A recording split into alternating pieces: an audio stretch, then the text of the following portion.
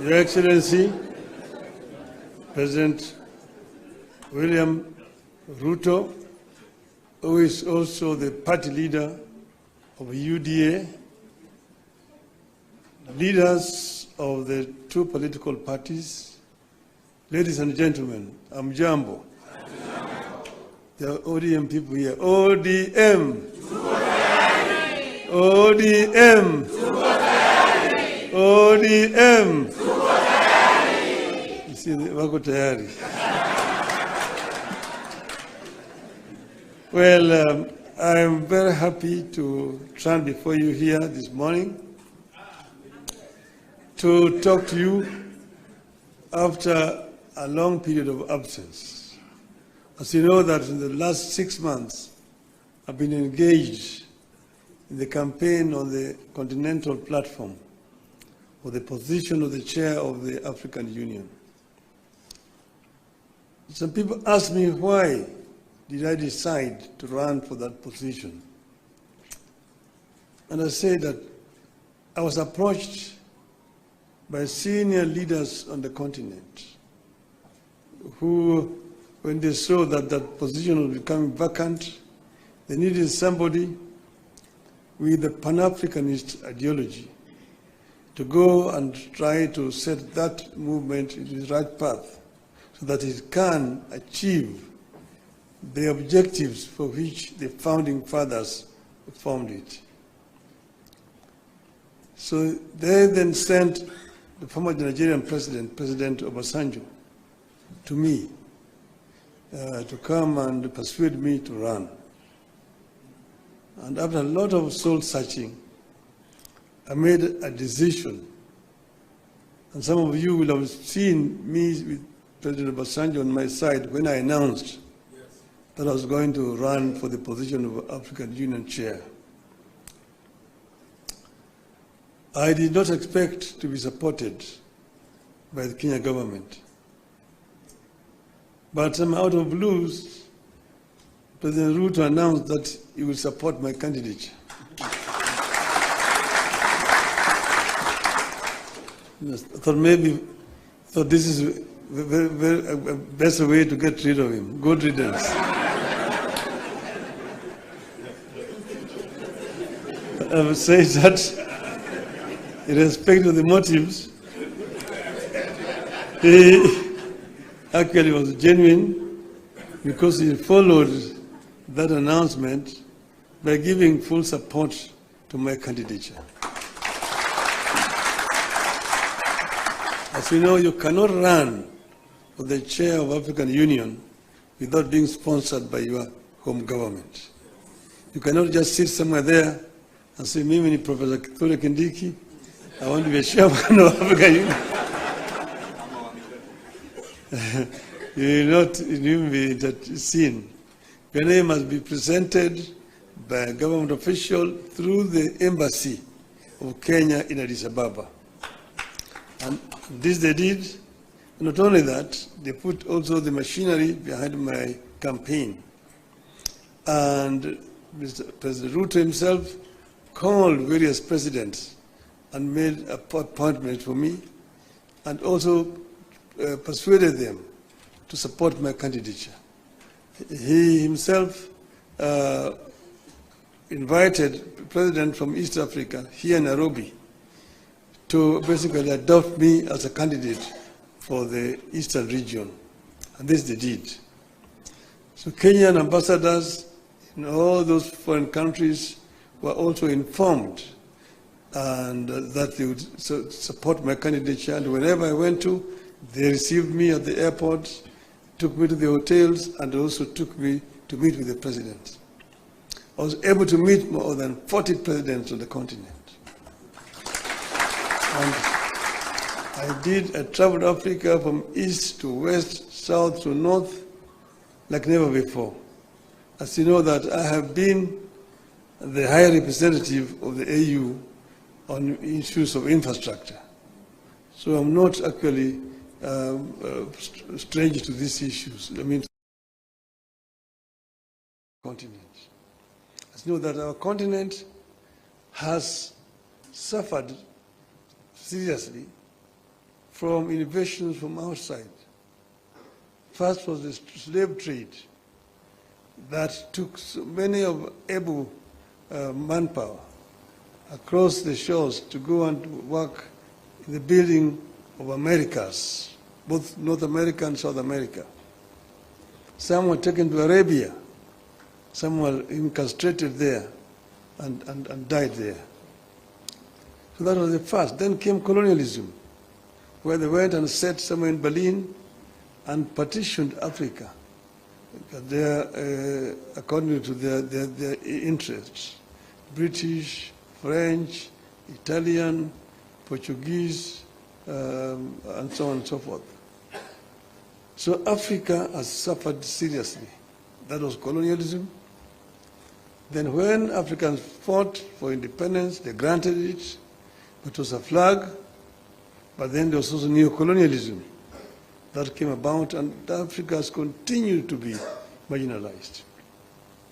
So I saw this and came up with a program of how we were going to deal with these issues. We campaigned strongly, and we went to Addis Ababa quite confident of victory. Before I went there, the women here, Orange women in Nairobi, organized a prayer meeting for me in the Bomas of Kenya. And they prayed for my success. And I told them that they were only going to do two outcomes in Addis. One, we would win, in which case we would have succeeded. The other one, we would lose, but we would also have succeeded. Because I told them why? We will come back home. So east and or west, home is? West. So we are here. So when I came back, I went to meet with the president in Mombasa to thank him for the support that the government had given me during that campaign. And he was, of course, very gracious. And at that time, I found when the two teams from the parties had worked out on some documents that they wanted to be signed, I told him I cannot sign the document until I've consulted our people, my people. So I took time. From that time, I went to Kisumu. I met with the professor. I met with leadership and elders in Kisumu. I went to Siaya. I went to Migori. I went to Homa Bay. I went to Busia, where I met with all the leadership from all the 5 counties to Western. Then I went to the coast. I was in Mombasa. I was in Malindi, in Kilifi. I was in Kwale. I came back. I went to Wajir. I came back. Yesterday I was in Kisii. I was in Narok. I was in Nairobi, here in this same building here with leadership of Nairobi. That is what you call random sampling. And I think I managed to get the feeling of my people, my supporters. And that's the reason why I am today able and confident to sign this document. So I want to say this, I would note. Today, we have signed a memorandum of understanding between Orange Democratic Movement and the United Democratic Alliance. The carrier goal of the MOU is to help ease the prevailing tensions in the country, reconcile the population, alleviate their suffering, and move the country forward by addressing the critical social, political, and economic issues our people are grappling with today. As leaders of the largest political parties in the country, we arrived at the understanding that in a time of significant changes and challenges to our nation, it is not enough to merely grandstand or stand aside and criticize, easy as those may be. They say any madman can kick down a barn, but it takes a good carpenter to build one. We have agreed to help build a barn for our country, rather than merely kick down what we have. We have agreed to use our parties as a broad platform, bringing together various voices, opinions, and concerns to address the critical challenges facing the country through a formation that is truly national and inclusive in outlook. A core problem we agreed to prioritize is youth unemployment and resulting hopelessness that has made them easy fodder in political contests in which there is nothing tangible for them. In this MOU, we agree to embark on steps to realign the country's economic, social, and political priorities to address the youth agenda that has progressively fallen behind in the last 62 years of our independence. Through this MOU, we commit to uphold the Constitution, the rule of law, and respect for human rights. Importantly, we pledge to tackle unemployment, cost of living, crippling poverty, inequality, and the failure of the institutions that have been eroded by inefficiency and corruption over the decades, making them unable to deliver to Kenyans.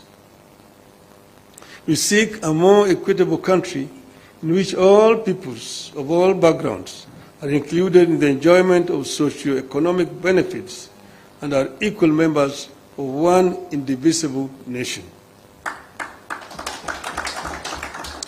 All Kenyans must feel that they belong here by right, and the right to access, without any form of discrimination, whatever Kenya has to offer. We commit to protect and to strengthen devolution as a machinery for ensuring a more inclusive development across the country. In this regard, we will be tabling a proposal that the unbundling of functions that has been recently concluded, counties should get not less than 450 billion shillings in the 2025-2026 financial year. We will also seek the faithful flow of funds to political parties, being vehicles for the channeling of hopes and aspirations of the people. We will use this platform to revisit the constitutional provisions on leadership and integrity, corruption in public life, fundamental freedoms like free speech, protest and assembly, and preservation of the rule of law. We recognize that many of the issues this country is struggling with are as old as the country itself. It will take mutual trust between leaders and the creation of a conducive environment for them to be tackled with honesty and objectivity in a broadly constituted formation. As leaders of our parties, we commit to hold regular consultations on pressing issues, exchange expertise and information on the best practices in the governance of the Republic of Kenya, and facilitate and participate in public activities of interest to the people of Kenya that relate to their problems. We make it clear that the memorandum we have signed today does not define the formation of a political coalition between ODM and UDA.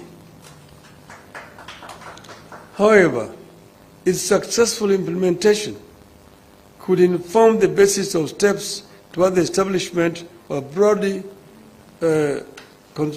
constitutive and progressive formation for a stable country in future.